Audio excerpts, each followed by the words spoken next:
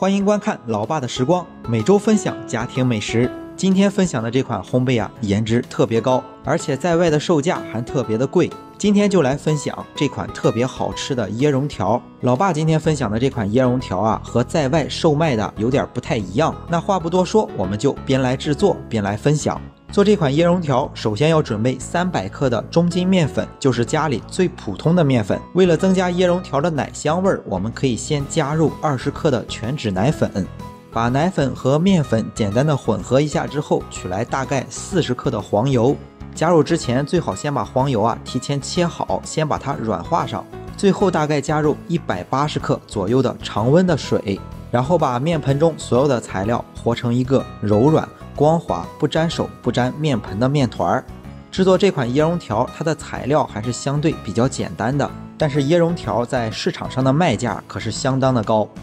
面团和成这种光滑的面团之后放在面盆里，取来保鲜膜给它轻轻的盖上一层。现在天气比较冷，根据家里的温度松弛大概20至30分钟。趁着松弛面团的时间，取来一张油纸，长方形的油纸，但是对折起来正好是个正方形。然后再准备180克的黄油，这份的黄油要用从冰箱里取出来切好稍微硬一些的黄油，然后取出一半大概90克的黄油，然后像这样给它并排着放在这个油纸上，把另一端的油纸给它盖在上面。取来一个擀面杖，要把这个黄油先加工一下，用擀面杖先用力的把黄油碾压一下，让黄油伸展开之后，再用擀面杖轻擀，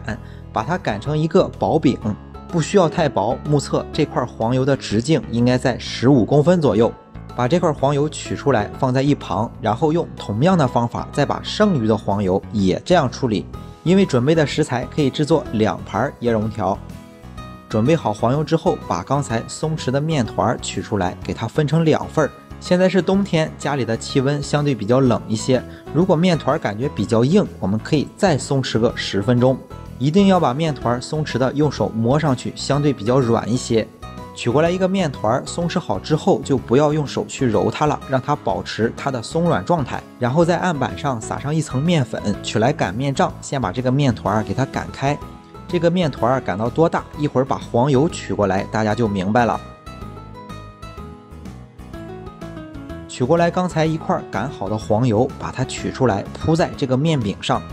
然后把面饼的4周给它叠起来，把这块黄油给它包在里面。所以面皮擀的大小取决于我们擀的黄油的大小，正好能把这个黄油包裹起来就可以了。接下来的这个步骤就是做好这个椰蓉条的关键。我们首先可以看到，包好酥之后，用擀面杖给它轻压，把这个黄油给它压开。之前老爸分享过一款类似的烘焙，法式蝴蝶酥，也是这样的开酥方法。但是很多经验不是很丰富的伙伴反馈，我的画面有裁剪，不利于他们学习。我先把这一期视频完整的给它做好，然后我把这个开酥没有删减的这段视频附在这个视频的后面，方便不太懂的小伙伴去看。延展开之后再用擀面杖把它擀成了长方形，然后就像叠被子一样给它折了3折，然后折成了一个小的长方形，然后我们再把这个长方形给它擀开，擀成长方形之后再叠起来，然后再擀开。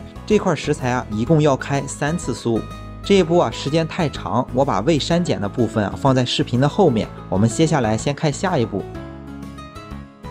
好了，现在这个酥已经开好了。这个开好的布，取来一个直尺，如果家里没有尺子也没有关系，目测就可以。因为老爸有一个多年的工作习惯，就是做出来的任何的烘焙，它的颜值一定要非常好看，所以他在做烘焙的时候会准备一个直尺，先用这个直尺把这个食材的4周的边角料给它切掉。处理好的这份食材它的长度应该在26公分，宽15公分，然后用尺子比量着，等份的给它裁成4个长条，然后把这4个长条给它叠在一起，然后给它横过来，简单的比了一下，应该是能切成6等份。这样我们大概一份食材就获得了24块椰蓉酥条。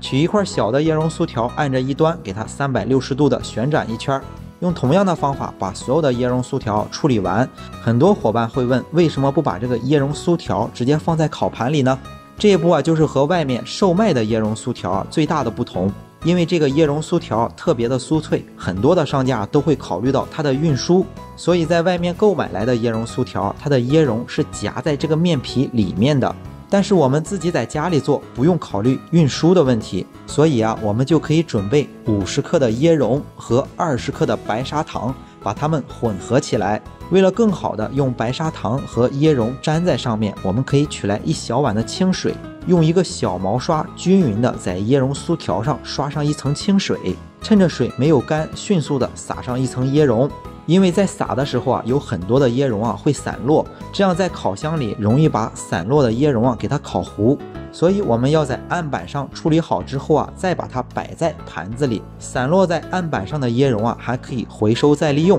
用了1半的食材就做了一盘像这种领结一样的椰蓉酥条，然后我们就可以把它放在烤箱里烘烤了。用这种方法制作出来的椰蓉酥条特别的好吃，奈何自己没文化，没法去形容。那想吃的小伙伴不妨自己动手试一试。在准备食材的时候准备了2份，是不是还剩余了1份？这份食材我们就直接从包酥这一步开始，就不做删减了，方便不太明白的小伙伴自己去看。那在老爸制作的时候我讲几个注意事项。在制作这款椰蓉酥条的时候有一定的室温要求。首先，如果你的室温比较高，黄油特别容易融化，所以在准备黄油或者是开酥的时候，一旦发现面皮比较软，